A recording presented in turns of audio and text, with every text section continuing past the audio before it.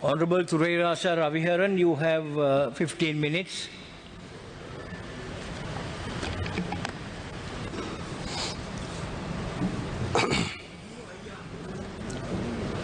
குழுக்களின் தவிசாளர் அவர்களே, புத்த சாசன சமய மற்றும் கலாச்சார அலுவல்கள் அமைச்சர் அவர்களே, பிரதி அமைச்சர் அவர்களே, சுற்றாடல் அமைச்சர் அவர்களே, பிரதி அமைச்சர் அவர்களே, உங்களுடைய 159 பாராளுமன்ற உறுப்பினர்கள் என்பது இனவாத கருத்துக்களை வீசாமல் எல்லோரையும் அணைத்து கொண்டு செல்ல வேண்டும் என்ற எண்ணத்தோடு செயல்படுகின்ற நிலையில் இருப்பதை நாங்கள் முழுமையாக அவதானிக்கின்றோம். சிங்கள மக்கள் கூட கூடுதலானவர்கள் இதை ஏற்றுக்கொள்ளவில்லை, அதாவது இனவாத கருத்துக்களை ஏற்றுக்கொள்ளவில்லை என்பதற்கு சான்று 4 பாராளுமன்ற உறுப்பினர்களாக இருந்த நீங்கள் இன்றைக்கு 159 பாராளுமன்ற உறுப்பினர்கள். ஏற்கனவே இருந்த சில இனவாதிகளை நீக்கி இருக்கின்றார்கள். இந்த வகையில் நான் வன்னி மாவட்டத்தை சேர்ந்தவன். முல்லைத்தீவு மாவட்டம் என்னுடைய சொந்த மாவட்டம் என்ற வகையில் அங்கே நடக்கிற சில பிரச்சனைகள், நடந்த பிரச்சனைகளை நான் தெளிவாக சொல்கிறேன். நாங்களும் உங்களோட அணைச்சு கொண்டு இந்த நாட்டை கட்டியெழுப்ப வேண்டும் என்ற நோக்கத்தோடு தான் நாங்களும் இருக்கிறோம். அந்த வகையில் உங்களுடைய ஒத்துழைப்பை நாடுகின்றோம். ஒரு நீதியான நேர்மையான நல்ல ஒரு ஆட்சி அமைஞ்சு நாடு செழிப்புற வரணும் என்றதில் எங்களுக்கு மாற்று கருத்துக்கு இடமில்லை. நாங்கள் நிச்சயமாக உங்களோடு ஒத்துழைப்போம். சில விவரங்களை நான் சொல்லுகின்றேன். இந்து தம்பதிகளான சுத்தோதனருக்கும் மாயாதேவிக்கும் பிறந்து யசோதரியை திருமணம் செய்த சித்தார்த்தரே புத்த பிரான் ஆவார். அவரது போதனைகளை பின்பற்றி அவரது பஞ்ச சீல கொள்கைகளின் அடிப்படையில் ஒழுகுவோரே பௌத்தர்கள் எனப்பட்டனர். இந்து மதமும் பௌத்த மதமும் ஒன்றோடு ஒன்று பின்னி பிணைந்தவை.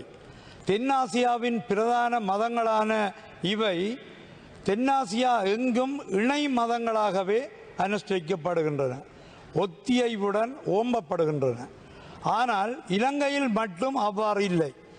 இங்கு புத்தபிரானின் போதனைகளையும் அவரது பஞ்சசீல கொள்கைகளையும் கைவிட்ட சில பௌத்த துறவிகள், அவர்களின் பின்னென்று இயக்கும் சில அரசியல்வாதிகள் தயவுடன் இந்த நாட்டில் அமைதியின்மையையும் இனமுறுகலையும் தொடர வேண்டும் என நினைத்து வரும் சில ஏகாதிபத்தியவாதிகளின் தயவால் எதேச்சதிகாரம் பெற்று சட்டத்தையும் ஒழுங்கையும் கையில் எடுத்து தமிழர் பகுதிகளில் பல்வேறு எதேச்சதிகாரங்களை புரிந்து இலங்கையை மத நல்லிணக்கம் என்பன இல்லாதொழித்துள்ளார்கள்.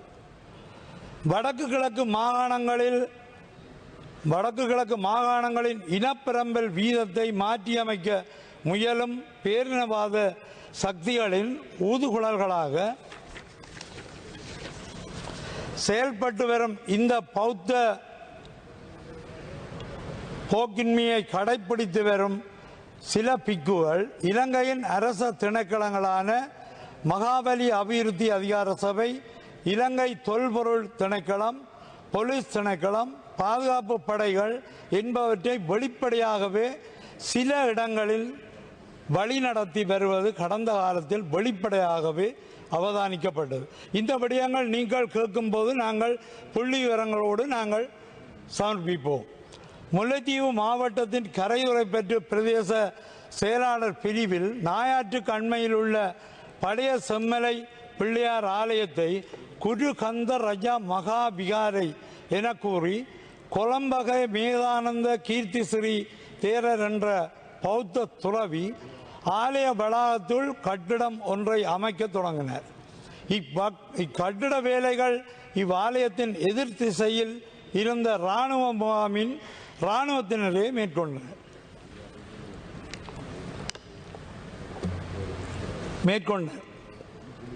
இது தொடர்பில் 31,823 இலக்கத்தில் வழக்கு ஒன்று முல்லைத்தீவு நீதிமன்றத்தில் நடைபெற்று 2019/5/6 வழங்கப்பட்ட கட்டளைப்படி குறித்த இடத்தில் ஏதேனும் செயல்பாடுகள் செய்வதானால் சமாதானத்தை பேணி நாட்டில் உள்ள சட்டத்திட்டங்களுக்கு அமைய மேற்கொள்ளப்பட வேண்டும் என கட்டளை நீதிமன்றத்தால் இடப்பட்டது.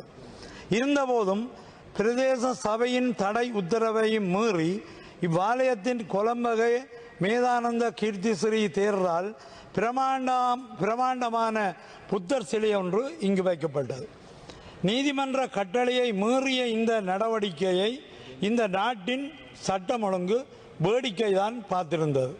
சில நாட்களின் பின்னர் இந்த கொலம்பகை மேதானந்த கீர்த்திஸ்ரீ தேரர் அவர்கள் மரணமடைந்தார். இவரது உடலை கடற்கரையில் அடக்கம் செய்யுமாறு முல்லைத்தீவு நீதிமன்றம் கட்டளையிட்டது. அந்த கட்டளையை மீறி ஞானசார தேரர் தலைமையிலான பௌத்த துறவிகள் குழு அவ்வுடலை பழைய செம்மலை பிள்ளையார் ஆலய தீர்த்த குளத்தில் அடக்கம் செய்தனர். எதிர்த்து நின்ற தமிழர்களையும் சட்டத்திறனிகளையும் இலங்கை போலீசார் துரத்தி அடித்தனர். போலீசாரால் தாக்கப்பட்டு ஆலய பூசகர் வைத்தியசாலையில் அனுமதிக்கப்பட்டார். இலங்கையின் மத நல்லிணக்கத்துக்கு பகிரங்கமான வேட்டு வைக்கப்பட்ட பல்வேறு சந்தர்ப்பங்களில் இதுவும் ஒன்று.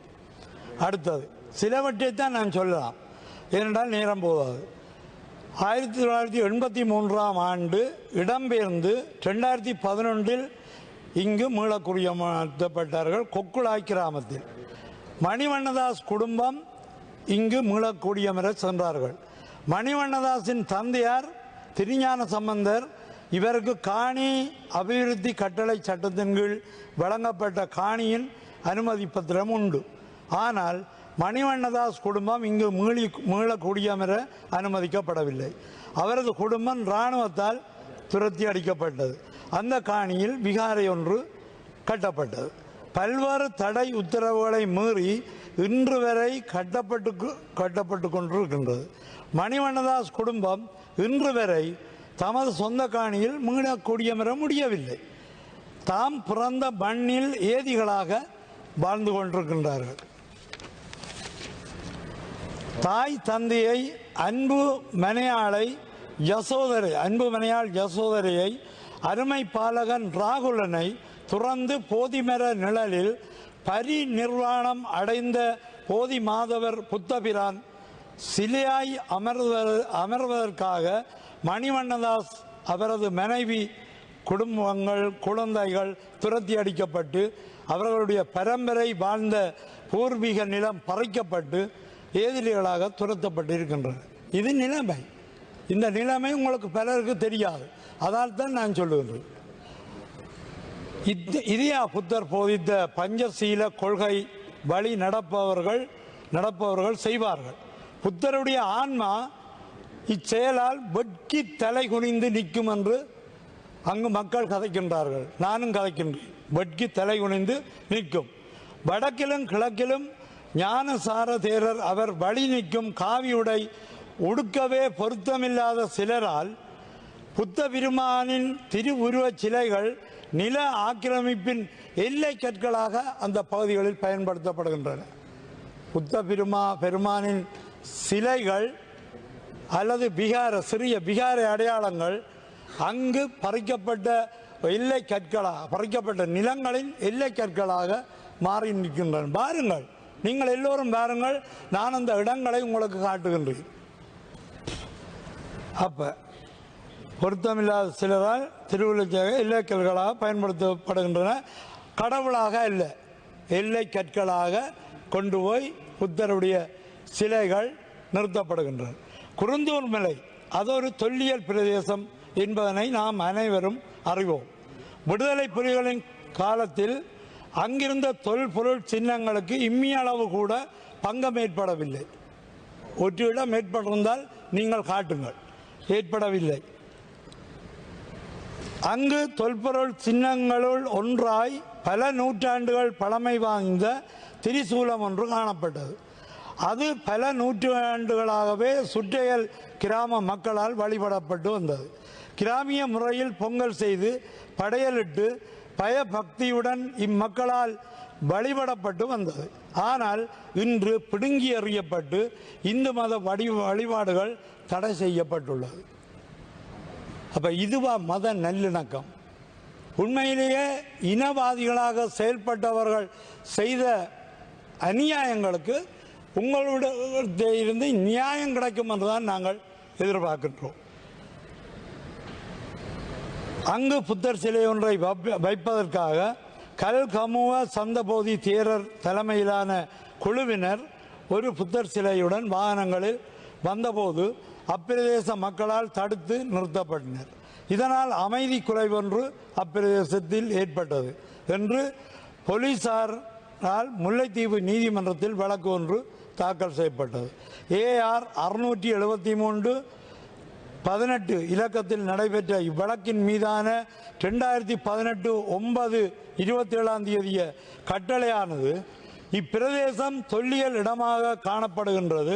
அப்பிரதேசத்தில் வாழ்கின்ற மக்களின் சார்பில் விடுக்கப்பட்ட விடயம் கவனத்தில் கொள்ளப்பட்டு யாழ் பல்கலைக்கழக தொல்லியல் விரிவுரையாளர்கள், தொல்லியல் ஆராய்ச்சி மாணவர்கள் ஆகியோர் தொல்லியல் ஆய்வுகளில் இணைக்குமாறு தொல்லியல் திணைக்களத்துக்கு நீதிமன்றம் கட்டளை பிறப்பித்திருந்தது. ஆனால் இன்றும் இப்பிரதேசத்தில் தொல்லியல் ஆய்வுகள் தொடர்கின்றன. யாழ் பல்கலைக்கழக சமூகத்தினரின் சமூக மின்மையுடன் தான் இன்மையுடன் வெளிப்படைத்தன்மையும் நடு நிலைமையையும் கோஷமாக கொண்டு ஆட்சிக்கு வந்த இந்த அரசாங்கத்தின் காலத்திலும் குருந்தூர் மலையில் நீதிமன்ற கட்டளைக்கு முரணாக வெளிப்படையற்ற செயல்பாடுகள் தொல்லியல் ஆய்வுகள் என்ற பெயரில் போர்வையில் இங்கு நடைபெறுகின்றன. உங்களுடைய காலம் இப்போது குறுகிய காலம்தான், இன்னும் நீண்ட காலம் இருக்கின்றது. நிச்சயமாக நாங்கள் நியாயத்துக்கு நாங்களும் உங்களோட ஒத்துழைப்பு தருகின்றோம். இந்த குறைகளை நான் சொல்வது நான் நேரடியாக உங்களுக்கு நேரடியாக கூட்டி வந்து காட்டுவேன். குருந்தூர் மலையில்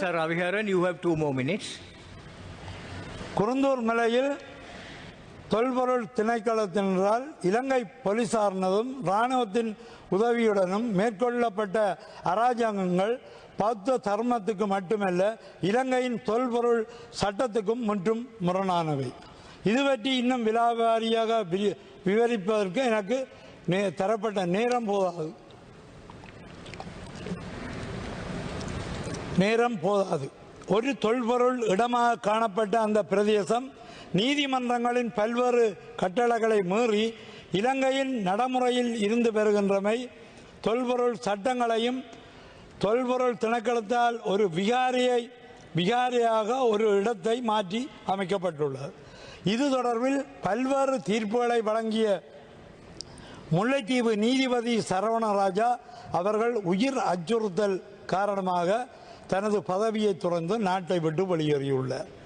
இலங்கை ஜனநாயக சோசலிச குடியரசால் வர்த்தமானப்படுத்தப்பட்ட குருந்தூர் மலையில் தென்பகுதியில் இருந்து கொண்டு வரப்பட்ட கபோ கற்களினாலும் சீமெந்தாலும் கட்டியெழுப்பப்பட்ட விகாரை ஒரு பௌத்த சின்னம் அல்ல, ஊழலின் சின்னம். நீங்கள் பாருங்கள், நீங்கள் பார்த்து அதை முடிவு செய்யுங்கள். ஊழலுக்கு எதிரான கோஷத்துடன் ஆட்சிக்கு வந்த இந்த அரசு இது தொடர்பில் என்ன பொறுப்பு கூறப்போகின்றது என்று அங்குள்ள மக்கள் கேட்கின்றார்கள். குருந்தூர் மலை பிரதேசத்தில் இருந்து பிடுங்கிச் செல்லப்பட்ட ஆதிசிவனின் சூலம் மீளவும் இப்பிரதேச இந்துக்கள் ஒப்படைக்குமாறும் இங்கு தங்கு தடையின்றி வழிபாடுகள் தொடர இந்துக்கள் அனுமதிக்கப்படுவார்களா என்றும் கேட்கின்றார்கள். வெடுக்கனாரி மலை வவுனியா மாவட்டத்தில் வவுனியா வடக்கு பிரதேச செயலாளர் பிரிவில் அமைந்துள்ள வெடுக்கனாரி மலை வன்னியில் வாழும் இந்துக்களின் ஆதி வழிபாட்டு தலம்.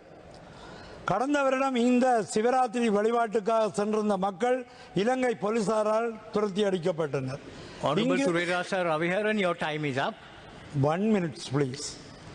இங்கு வழிபாடு மேற்கொண்ட பரம்பரை பூசாரியும் இன்னும் 14 பேர்களும் சிவராத்திரி வெடுக்கனாரியில் அனுஷ்டித்ததுக்காக 2 வாரங்கள் சிறையில் அடைக்கப்பட்டார்கள். இந்த முறையும் சிவராத்திரி பூசைகள், சிவராத்திரி என்றால் இரவுதான் பூசை, இரவு தான் தினமளிக்கிறது. ஆனால் 6 மணிக்கு பிறகு மாலை 6 மணிக்கு பிறகு அனுமதிக்கப்படவில்லை. இதால் நீங்கள் என்னென்றால் உண்ட பாருங்கோ, அந்த மக்கள் என்ன நினைக்கிறார்கள், எங்களை புறக்கணிக்கிறார்கள் என்றுதான் நினைக்கின்றார்கள். அணைத்து கொண்டு செல்ல வேண்டும். இந்த நாட்டிலே 4 சமயங்கள் என்று நீங்களே சொல்லுகின்றீர்கள். பௌத்தம், இந்து, கிறிஸ்தவம், முஸ்லிம். அப்போ இந்த மதங்கள் ரீதியாக எல்லோரையும் அணைத்து கொண்டு செல்ல வேண்டும். திரும்பவும் சொல்லுகின்றேன், உங்களுடைய ஒரு தன்மையான வெளிப்படையான நல்ல வேலைகள் அனைத்துக்கும் நாங்கள் ஒத்துழைப்பு தருவோம். இந்த வகையில் நீங்கள் நிச்சயமாக தமிழ் மக்களை உங்களுக்கு யாழ்ப்பாணத்தில் தெரியும், வன்னியில் தெரியும், உங்களுக்கு தான் வாக்கு கூட விழுந்தது. ஏன் இந்த மக்கள் பிரிவினை பார்த்திருந்தால் அல்லது சிங்கள மக்களை வெறுக்கணும் என்று நினைத்திருந்தால், சிங்கள கட்சிகளை வெறுக்கணும் என்று நினைத்திருந்தால் உங்களை என்னென்று கொண்டு வருவார்கள்? அப்போ நீங்கள் அந்த மக்களை புறக்கணிக்காதீர்கள். எங்களுடைய மத ரீதியாக நாங்கள் வழிபாட்டு தலங்களில் எங்களோட இடத்த வழிபடுறதுக்கும் மற்ற பௌத்தர்கள் இல்லாத இடத்துல என்னத்துக்கு இப்போ புத்த விகாரை இராணுவ முகாம்களில் கொண்டு போய் பெரிய பெரிய விகாரியை கட்டியிருக்கிறோம். அது ஏன் ஒரு சிறிய விகாரியை இல்லை சிறிய புத்தர் சிறிய வைத்து அந்த வழிபாடுகளை அவர்கள் மேற்கொள்ளலாம். பௌத்தர்கள் இருந்தால் அந்த இடத்துல பௌத்த மதத்தை பெருசாக நீங்கள் வழிபடலாம். அதை விட்டு ஒரு அராஜக தான் முன்னிய ஆட்சிகள் இப்படியான ஒரு வெறுப்பு தன்மையை மக்களிடத்தை கொண்டு வந்ததை நீங்கள் நீக்க வேண்டும் என்பதைத்தான் அமைச்சர் அவர்கள் கேட்டுக்கொண்டிருக்கின்றார். நிச்சயமாக உங்களுடைய தன்மைகள் எங்களுக்கு தெரியும். நானும் உங்களுடைய ஆலோசனை குழுவிலே இருக்கின்றேன். அந்த வகையில் நீங்கள் சரியான முறையில் செயல்படுங்கள். உங்களுக்கு நாங்கள் முழுமையான ஆதரவை இந்த வகையில் காட்டுகின்றோம். அங்கே நடக்கின்ற அட்டூழியங்கள் அல்லது எப்படி நடந்தது என்பதை உங்களுக்கு நேரடியாக நான் அந்த இடங்களுக்கு வந்து காட்டுகின்றேன். நன்றி, வணக்கம். හරියන්න හරිම තැනට යන්න. LOLC Finance හරියන්න හරිම තැන.